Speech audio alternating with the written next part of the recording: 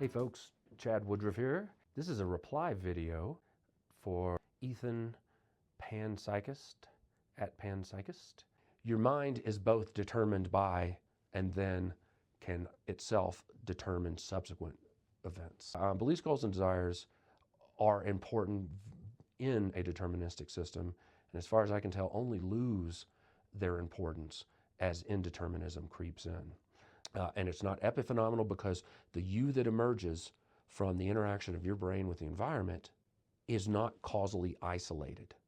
It is itself caused by the brain interacting with the environment, but once that property emerges, and this is where it's different than transportation as far as I can tell, it's somehow able to wrap back around and modulate both the environment around us. Of course, it's going to do that through the body, and the body's going to do that through the brain, which means ultimately somehow the mind is changing the way the brain fires in the future. And that's a big one. I don't know how to explain that. Entirely physicalistic, entirely deterministic, but doesn't have to be entirely deterministic.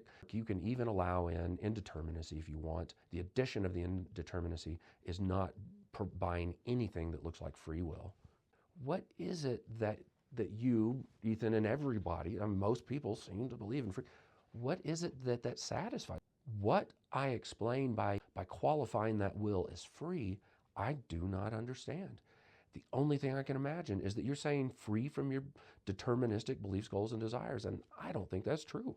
And I don't want it to be true, that's for sure. Aside from what I want, I don't see any evidence that my decisions are free from anything, least of all my beliefs, goals, and desires. Free from what?